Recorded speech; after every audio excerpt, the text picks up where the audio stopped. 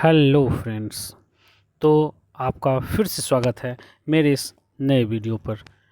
इससे पहले हम लोग इस चैप्टर के 3 वीडियो को हम लोग देख चुके हैं, जिसमें से हम लोग अब नए टॉपिक की शुरुआत करेंगे। और इसी चैप्टर में प्रिंसिपल ऑफ इनहेरिटेंस में हम लोग इनहेरिटेंस एंड वेरिएशन में हम लोग अगले पॉइंट पर आते हैं, म्यूटेशन पर, जिसका हिंदी होता है उत्परिवर्तन। ठीक है दोस्तों, इसको हम लोग बेहतर तरीके से समझते हैं। Mutation is a phenomenon which results in alternation of DNA sequence. ध्यान दीजिएगा दोस्तों, DNA sequence and consequently results in changes in the genotype and the phenotype of an organism. ठीक है, इसमें हम लोग देखते हैं उत्परिवर्तन वह क्रिया है जो डीएनए अनुक्रम में बदलाव ला देती है, मीन्स डीएनए सीक्वेंस में चेंज ला रही है, तो इसे हम लोग म्यूटेशन कहते हैं। इसके परिणाम स्वरूप जैसे ही डीएनए सीक्वेंस में चेंज आया तो इसका जो जीनोटाइप होगा, जीन में भी परिवर्तन हो जाएगा और फिनोटाइप में तो होना तय है। तो हम लोग समझेंगे कि उसमें म्यूटेशन हो गया। ठीक है दोस्तों, उसके बाद हम लोग देखते हैं म्यूटेशन जो होता है, म्यूटेशन कितने प्रकार के होते हैं। म्यूटेशन जनरली 2 प्रकार के होते हैं, एक पॉइंट म्यूटेशन और एक फ्रेम शिफ्ट म्यूटेशन।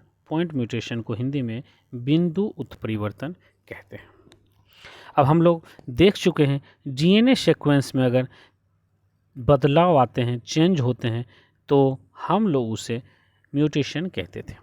अब म्यूटेशन में हम लोग पॉइंट म्यूटेशन में हम लोग देखते हैं due to change in single base pair, यानी डीएनए में जो बेस पेयर होते हैं, एक सिंगल बेस पेयर में अगर चेंज आता है या बदलाव आता है तो वैसे म्यूटेशन को हम लोग पॉइंट म्यूटेशन कहते हैं, जैसे sickle cell anaemia.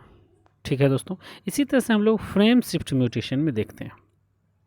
Frame shift mutation में deletion and insertion of base pair of DNA, means कहने का मतलब कि डीएनए के जो बेस पेयर होते हैं, ए सी टी जी, ये सब का जो बेस पेयर होता है, ये क्या होता है, या तो डिलीट हो जाता है बेस पेयर में, या तो डिलीट हो गया बेस पेयर, या उसमें ऐड हो गया।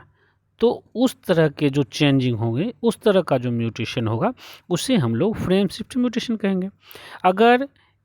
अगर हम लोग पॉइंट म्यूटेशन को समझ चुके हैं, फिर भी हम लोग देखते हैं कि अगर एक बेस पेयर में, मीन्स सिंगल बेस पेयर में अगर चेंजिंग आ रहा है तो उसे हम लोग पॉइंट म्यूटेशन कहेंगे। मीन्स किसी खास पॉइंट पर अगर म्यूटेशन हो रहा है तो उसे पॉइंट म्यूटेशन करेंगे।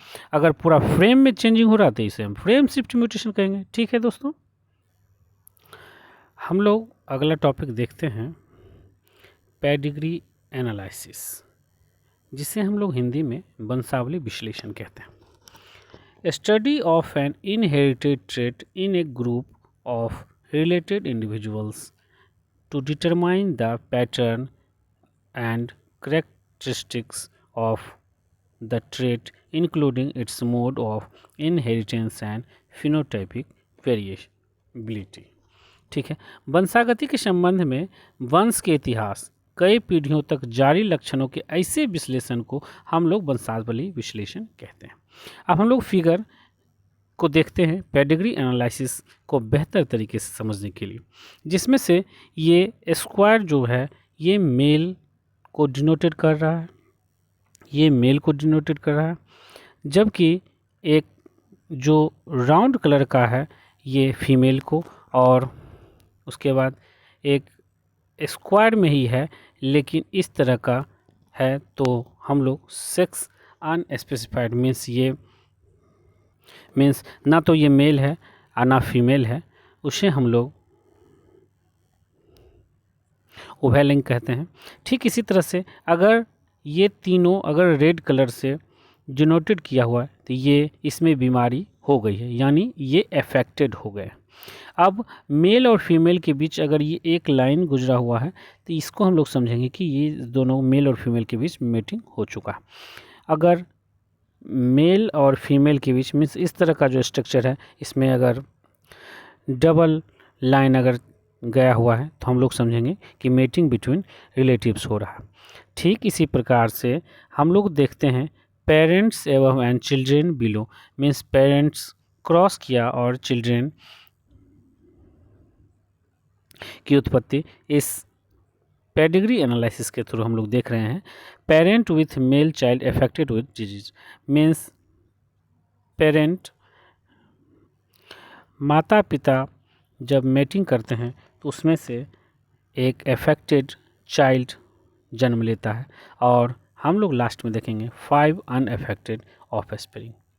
ठीक है दोस्तों, तो हम लोग आगे बढ़ते हैं और पेडिग्री एनालिसिस को समझने के बाद हम लोग एक नए टॉपिक पर आते, जेनेटिक डिसऑर्डर। जी हाँ दोस्तों, ये बहुत ही इम्पोर्टेंट टॉपिक है, इसको बेहतरीन तरीके से समझने की कोशिश करेंगे। उसको हम लोग देखते हैं जेनेटिक डिसऑर्डर, जिसको हिंदी में आनुवांशिक विकार कहते हैं।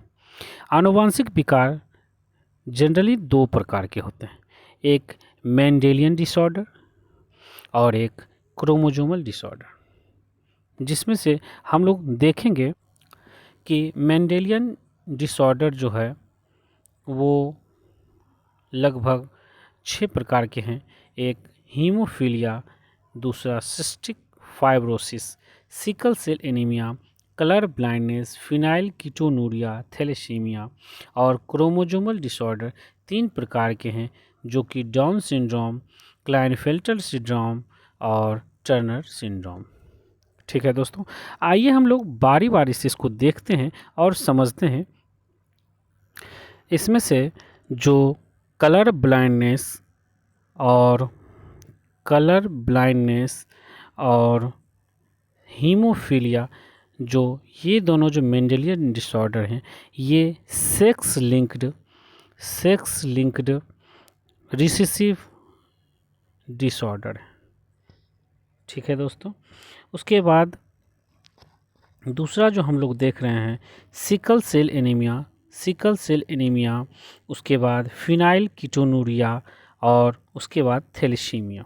ये तीनों जो हैं ऑटोजोमल लिंक्ड रिसेसिव डिसऑर्डर है, ऑटोजोमल।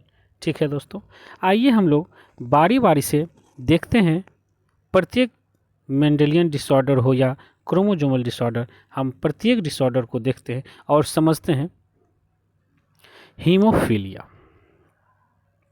ठीक है दोस्तों, हम लोग इसको समझते हैं। ये सेक्स लिंक्ड रिसेसिव डिजीज है। ठीक है दोस्तों, ये इसमें होता क्या है, clotting of blood is affected, means इसमें ब्लड का जो थक्का जमता है, अगर कहीं कट जाता है तो कटने के बाद जो हम लोग को जनरली क्या होता है कि कटने के बाद वो धीरे धीरे ब्लड निकलते निकलते बंद हो जाता है, यानी रक्त का थक्का वहाँ जम जाता है। लेकिन इसमें क्या होता है, इस बीमारी में क्या होता है कि clotting of blood is affected, means blood का जो क्लॉटिंग होता है वही नहीं होता। ठीक है दोस्तों, तो इसको हम लोग समझ गए कि जिसमें रक्त का थक्का नहीं जमे, इसी के कारण इसका नाम ब्लीडर्स डिजीज कहा गया। रक्त का थक्का चूँकि जम नहीं रहा है और इसमें एक जगह से अगर कटा तो ये लगातार खून बहते जाएगा और पूरा शरीर का ब्लड निकल जाएगा उसी रास्ते से। ठीक है दोस्तों, इसमें एक क्वीन विक्टोरिया जो थी वो इस बीमारी की कैरियर थी। इसके वंशज में ढेर सारे हीमोफिलिक पेशेंट हुए और हीमोफीलिया होने के बाद ज़्यादातर लोग मर ही जाते हैं। खैर, अब हम लोग आगे और अगले टॉपिक पे आते हैं, और दूसरा जो डिसऑर्डर है उसे हम लोग कलर ब्लाइंडनेस कहते हैं। कलर ब्लाइंडनेस का हिंदी वर्णांधता होता है। इसको हम लोग डिटेल्स में देखते हैं। ये भी सेक्स लिंक्ड रिसेसिव डिसऑर्डर है, लिंग सहलग्न और प्रभावी विकार। ठीक है दोस्तों, इसमें क्या होता है कि failure to discriminate between red and green, means कहने का मतलब रेड और ग्रीन कलर को ये अलग अलग नहीं कर पाता है, मीन्स विभेद नहीं कर पाता है, ये दोनों कलर को भेद नहीं कर पाता। ठीक है दोस्तों, यही कलर ब्लाइंडनेस होता है। इसी के कारण इसका नाम रेड ग्रीन ब्लाइंडनेस दिया गया, मीन्स रेड और ग्रीन को नहीं देखने वाला, अंधापन। ये क्या होता है कि it occurs about 8% in males and 0.4% in females.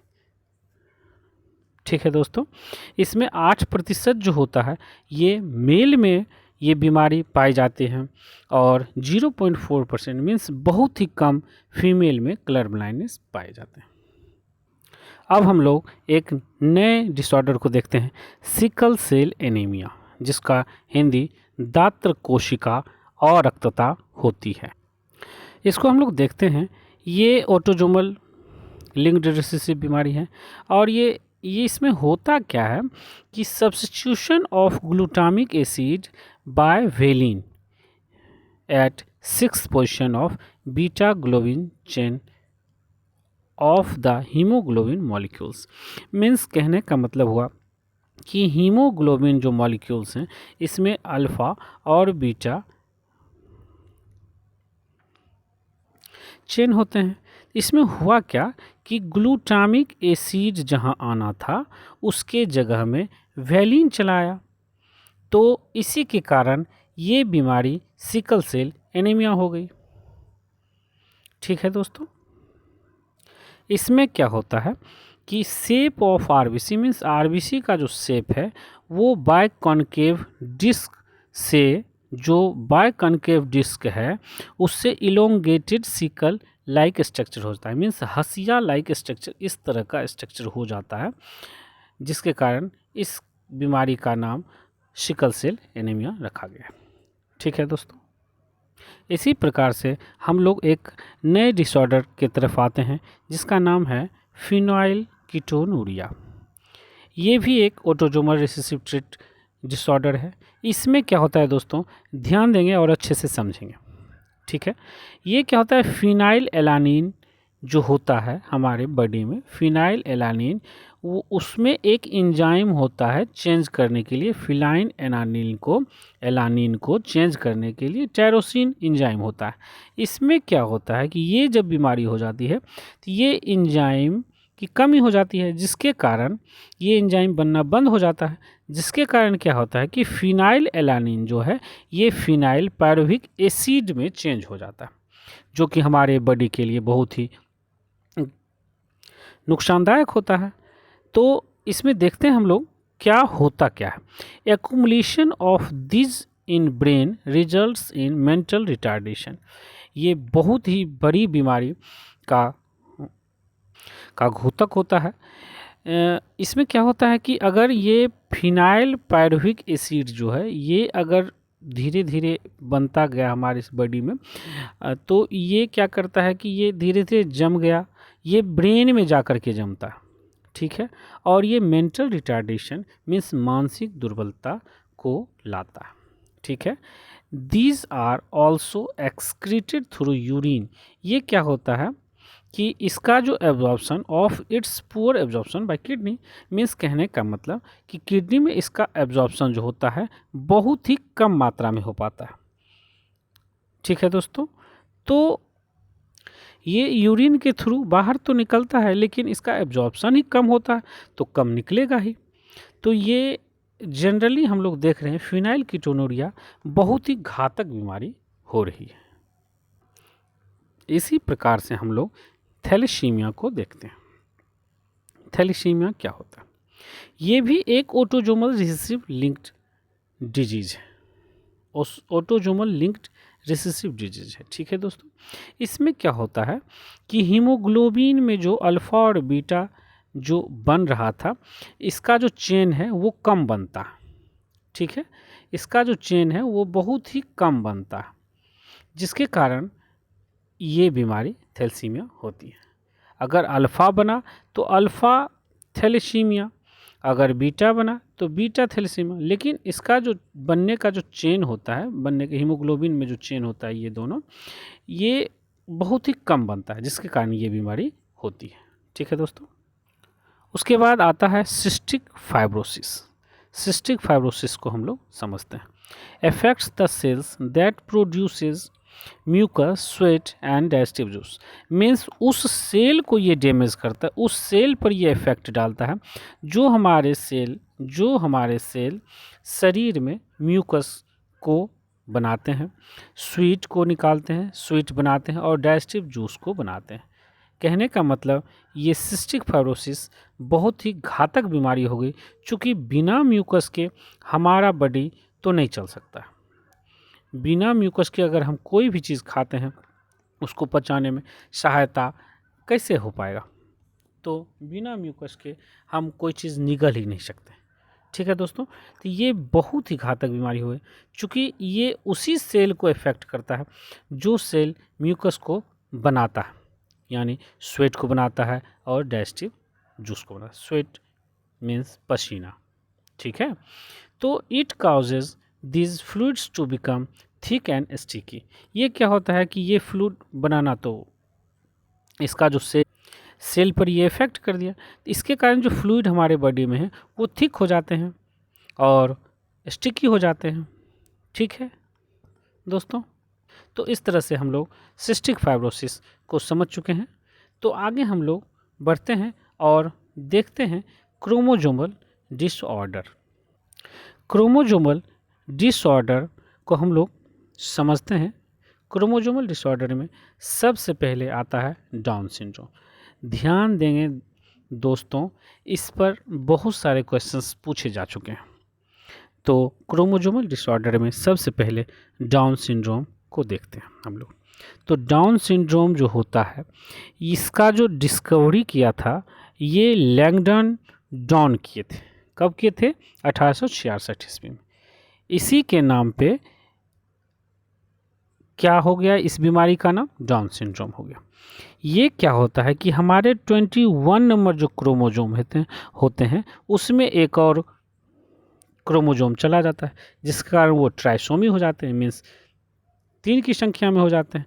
यानी कहने का मतलब हुआ कि 21वें नंबर क्रोमोसोम पर ये एक और क्रोमोसोम चले आते हैं, जिसके कारण ये बीमारी डाउन सिंड्रोम होते हैं। इसमें क्या होता है, short statured with small round head हो जाता है और उसके बाद forward tongue and partially open your mouth, mouth खुला रहता है। ठीक है, इसी के नाम से, इसी के डाउन सिंड्रोम को, इसी के कारण इसे मंगोलियन आइडेसी यानी मंगोलिज्म बीमारी के नाम से भी जानते हैं। तो इसको आइए हम लोग बेहतर तरीके से फिगर के माध्यम से हम लोग समझते हैं। तो हम लोग देख रहे हैं ये डाउन सिंड्रोम से अफेक्टेड बच्चा है।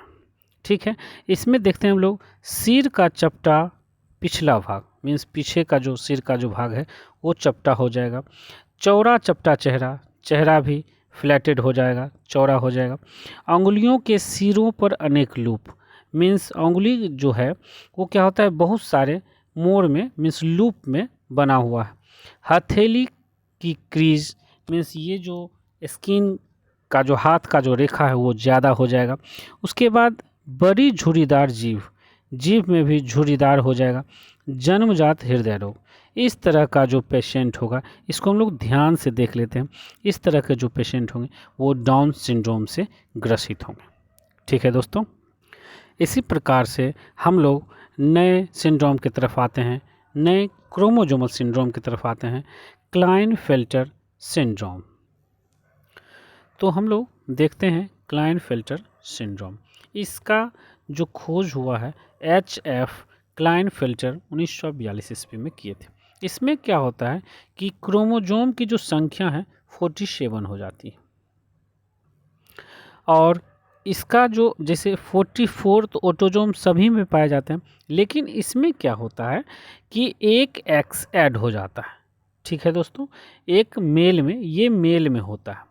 ठीक है, ये मेल में क्या होता है कि एक X के ऐड हो जाने से उसमें फेमिनिन का जो कैरेक्टर होता है, मीन्स महिला का जो कैरेक्टर होता है, वो इसमें उभर के आ जाता है। ठीक है दोस्तों, तो इसको हम लोग देखते हैं इसमें क्या क्या लक्षण आते हैं। ये इस तरह के जो व्यक्ति होंगे वो स्टेराइल होंगे और उनमें development of breast means breast जो जो फीमेल में ब्रेस्ट होता है उस तरह का डेवलपमेंट मेल में होने लगता है। इस प्रकार की बीमारी को क्लाइनफेल्टर सिंड्रोम कहते हैं। आइए इसको भी हम लोग फिगर के माध्यम से ही समझते हैं। ये जो है ये क्लाइनफेल्टर सिंड्रोम से ग्रसित है। इसमें आप लोग को देखने के लिए मिल रहा है कि इसमें कुछ फेमिनिन कैरेक्टर मौजूद हैं, जैसे ब्रेस्ट का डेवलपमेंट ये फेमिनिन कैरेक्टर मीन्स महिला में ही ये होता है। ठीक है दोस्तों, ठीक इसी प्रकार से हम लोग टर्नर सिंड्रोम को समझते हैं। टर्नर सिंड्रोम जो होता है वो उसमें क्रोमोजोम की जो संख्या है, टोटल क्रोमोजोम की संख्या 45 हो जाती है। इसमें 46 माइनस 1 मीन्स एक क्रोमोजोम घट जाता है, जैसे 44 प्लस x0 मीन्स केवल x ही क्रोमोजोम बचता है सेक्स क्रोमोजोम में। ठीक है दोस्तों, ये भी इस तरह के भी जो व्यक्ति होते हैं वो स्टेराइल होते हैं। ये फीमेल में होता है। ठीक है दोस्तों, ये फीमेल में होता है। तो इसको भी हम लोग एक फिगर के ही माध्यम से समझते हैं। तो ये जो है टर्नर सिंड्रोम से ग्रसित महिला है, इसको आप लोग देख सकते हैं, ये भी स्टेराइल होती हैं। इसमें एक्स जो है एक ही एक्स क्रोमोजोम रहता है, एक गायब हो जाता है। तो इस तरह के जो बीमारी होते हैं वो आपको टर्नर सिंड्रोम में आते हैं। ठीक है दोस्तों, तो इस प्रकार से यह पूरा चैप्टर लगभग पूरी तरह से समाप्त हो चुका है और मेरे द्वारा काफ़ी एनसीईआरटी में जो भी चीज़ दिया हुआ था हम लोग पूरी तरह से कवर करने की कोशिश किए हैं। ठीक है दोस्तों, तो आप लोगों को यह पूरा चैप्टर कैसा लगा और इसमें कमेंट बॉक्स में हमें कमेंट ज़रूर करेंगे, ताकि मुझे उत्सुकता होगी और मुझे मोटिवेशन मिलेगा कि मैं और नया वीडियो डालूं, ताकि किसी लोगों के लिए, कोई भी विद्यार्थी, कोई भी व्यक्ति जिसको कोई कंपटीशन की तैयारी या किसी भी प्रकार से जिसकी सहायता मैं कर सकूं, ताकि नए नए वीडियो के साथ नए नए टॉपिक पर बनाने की प्रेरणा मिल सके। इसी के साथ अब वीडियो को समाप्त करता हूं और हम लोग एक नए टॉपिक और नए एनर्जी के साथ नए चैप्टर को हम लोग देखेंगे। इससे पहले आप लोग जो भी इस चैनल पर नए हैं इस चैनल को सब्सक्राइब करें और बेल आइकन की घंटी को प्रेस ज़रूर से ज़रूर करें, ताकि जो भी मैं नया वीडियो अपलोड करूं वो सबसे पहले आप लोगों को मिले। धन्यवाद।